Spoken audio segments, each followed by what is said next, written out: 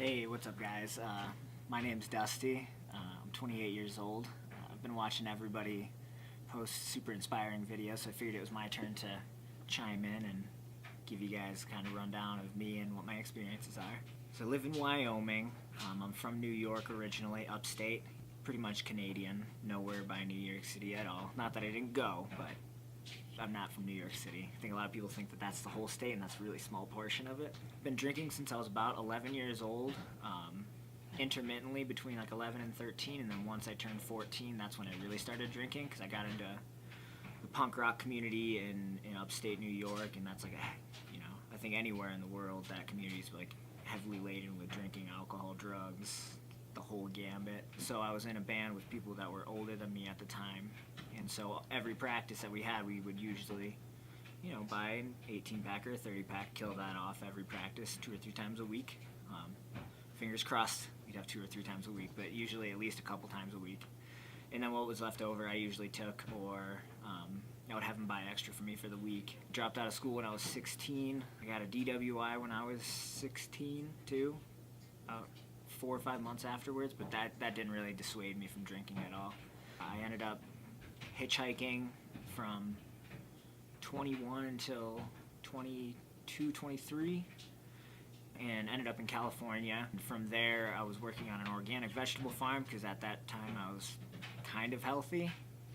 I stopped drinking a little as much, but once I got back stable, when I was traveling I didn't drink, but when I slow down and settle into a community, I start drinking again and just pick up the old habits. Did the farm for a little while. Drinking slowly picked up, but I wasn't making a lot of money, so I wasn't able to drink like I usually do.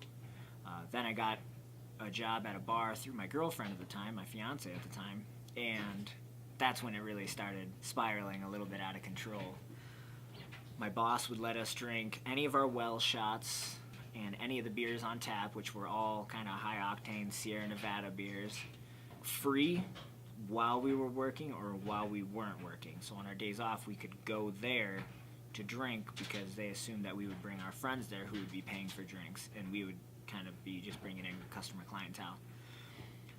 So I did that for about 9 months to a year, and that's when it got kind of bad. I didn't think it was terrible. I definitely felt depressed. I could tell my life wasn't working out the way I had wanted it to, but I was also living in California where I had wanted to live since I had moved to New York as a kid, because New York, you just always are like, this sucks, this state sucks, I hate living here. Let's go to the Golden State where the roads are paved with gold, everyone skateboards, the music community's awesome, there's the ocean. So in a way I felt really accomplished, but I also, my spirit didn't feel accomplished, I didn't feel full. And I had good money coming in, I had a fiance that I adored and cherished and have since lost because of my drinking, and a slew of other problems that I've had. So when we broke up, I decided to move back to New York, and this was in November, which is one of the worst times of the year to move to New England, but it was the only place I could really turn that made sense to me. So I moved up there and picked up a call center job, and that's when drinking got pretty bad too. I was working 4:30 p.m. to 1 a.m. and I would run to the bar down the street from my apartment after I'd lived on my friend's couch for 3 or 4 months. Get a bunch of drinks there, scoot over to the grocery store, grab some beer, drink until I fell asleep, and then did that on repeat. And I was also starting to pick up overtime all the time at this job that I hated. It was the worst. My job was answering phones and either alarms were going off, people were screaming about their alarms being faulty. It was a security center. We were kind of the headquarters for all of them. So either I was calling on a break-in, I was calling on people's houses being on fire, or people's alarms were going off because they were cooking in their house and smoke went up and they were just annoyed that somebody was calling them. So I was constantly just getting yelled at on the phone for 8 to 20 hours a day. So I'd go home and drink and then kind of create this cycle where that's how I made it okay for myself, is that I had a hard job, so I drank to kind of release that stress in a really unhealthy way. Eventually I couldn't handle the stress of that and managing my drinking, so I just stopped showing up. And after that, About a week after I stopped showing up, I had come to terms with like, okay, I'm going to start hitchhiking again and just travel until I end up somewhere else. It's when I sit still that I have a problem. When I'm traveling, I don't feel like I have as much time to drink because I'm trying to soak in the world around me. But when I get into a situation where I'm stationary and I'm trying to be stable, then I have to actually look at my problems and see why I'm unhappy. Whereas when I'm traveling, there's so much going on at the time, you got those endorphins going off all the time. I don't feel like I need to drink. And then, so I kept going to the bar that I frequented every night, and one of the guys that bartended there, he was in a band that I used to kind of tour with. So he ended up getting me a job there, and as a prerequisite for most jobs since I was 21 was that I needed to get a shift drink out of it. I needed to get one free alcoholic beverage if I was going to work. It was the only way I could get myself to be okay with working, because we all hate working. Okay, maybe some of you guys don't, but I definitely hate working. And that definitely shows in my alcoholism because I don't like working on myself, but that's something that I'm trying to change. Started at that bar, worked there for about 6 months, didn't like the community around that area. I didn't feel accepted into it, but I did drink a lot because I was working at the bar, and that was kind of how I got my socialization on. I ended up quitting, moved to North Carolina with my dad to kind of try and start over or do something different, and I've had problems with my father my whole life. I'm sure a lot of us have. And so that became kind of toxic for me, so I was starting to drink and drive, and I'd always drank and drove. Always. That's just, drinking and driving went hand in hand for me. That was just, if you wanted more beer, you just drove out and got it. Don't think twice. Haven't got pulled over yet. I started actively drinking while I was driving when I was in North Carolina, and that was my first honest suicide attempt. So that hit a really dark place for me. Moved back to New York after that dark stint. Went back to my old job, started really liking that town, and then I got offered a better bartending job in California with one of my old coworkers who had moved. So I went to the coastline in Fort Bragg, California, and started bartending out there. That's when my drinking got really, really heavy. I was so excited. I made it back to California. I had an awesome job. I was going to show my ex-fiance that I'm responsible. I'm going to make all this money. I'm going to get back on my feet. I'm going to be a responsible man. And essentially I did all those things, but then come time when she actually kind of accepted me back, I wasn't having it. I was having too much fun, and I wanted to keep going. So then I started doing cocaine, having a ton of fun for a few months there, but then it went from really fun to really bad very quickly. And eventually I got to the point where I couldn't really function without drugs or stimulants or alcohol, depressants. I had to have this mixture of stuff in my body for me to get out of bed and get through my work day. So on the busiest day of the year, which was Labor Day out there, it was my shift. So the 4 days previous, I had another bartender at a different bar who was an addict too.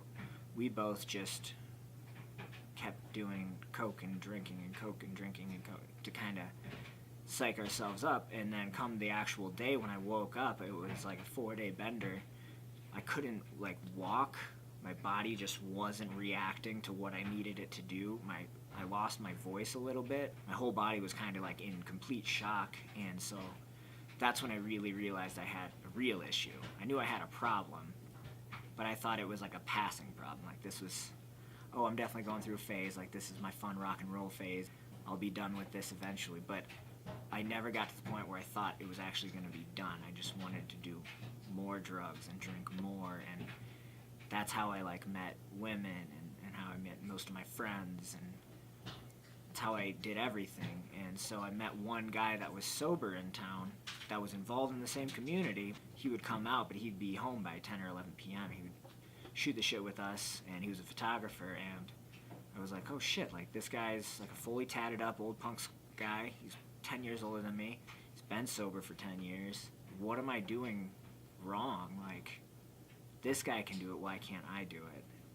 And I'd always wanted to do photography, so I kind of used that as a way for us to communicate, and he helped me in my early sobriety. And so in September 3rd of 2017, I quit drinking, and that lasted for 8 months. I did AA for about 3 months. My relationship with my girlfriend got really solid in those 3 months. And then I started smoking pot to kind of offset that. And like, if you do that, totally awesome. That's cool. It didn't work for me. I've tried it a couple of times. I don't know if I'll try it again to some extent, but I definitely just replaced drinking with smoking. It was a little more healthy. I could still function on it, but eventually that's all I wanted to do was smoke pot. And my temper got really short when I was smoking. It wasn't beneficial to me on the long term, and I was just avoiding dealing with my problems and like communicating with the people I care about. And so 8 months later, I broke and decided to have drinks and try and drink normally.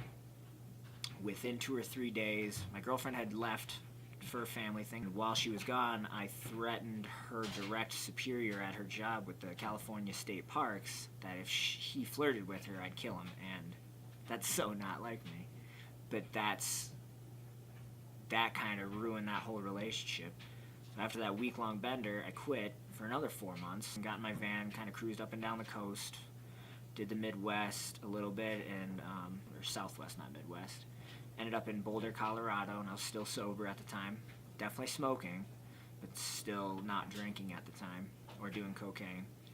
Got to a bouldering gym, started being healthy, trying to start a new life because like it had been shaken up so many times before that with my ex-fiance and me splitting up and getting back into my drinking problems, this girlfriend and me breaking up. I just kept losing things over and over again in different capacities. And so when I got to Boulder, that was the first time I'd moved anywhere and 100% didn't know anybody. At least in California, I knew one person. So I was excited to be in Boulder, but then about 15 days in, I tore my FCL, my MCL, and my meniscus, and I was out of a job living in my van, and then I got a call from my mother that my grandfather was dying in Wyoming, and I didn't have anything I could do. I couldn't really walk, so I drove up, and I've been avoiding the surgery. I've managed to build up the muscles around the torn ligaments, but nothing's normal right now. And so I stuck around with her, and my mother's been sober for on and off for years. I think right now her stint's 7 right now. And so my grandfather passed on October 13th, and I think I started drinking October 14th or 15th, somewhere around there. And it's just been a complete bender then. And to drink out here, you have to drive 45 minutes one way. There's a lot of drinking and driving that's been going on. And I wake up the next day being like, oh my God, I drove 105 miles an hour for 45 minutes, passing my house, getting totally lost at 3 in the morning. Like, what the fuck? I am now, after a bunch of trial and errors, never making it past 5 days. I'm 12 days sober now. Yeah, I guess it's kind of my story up to this point. I hope that wasn't too intolerable. I don't know what else to say. Thanks for watching. Thanks for listening. Thank you guys for being here. And you'll see more of my pictures because that's how I stay sober right now. Peace.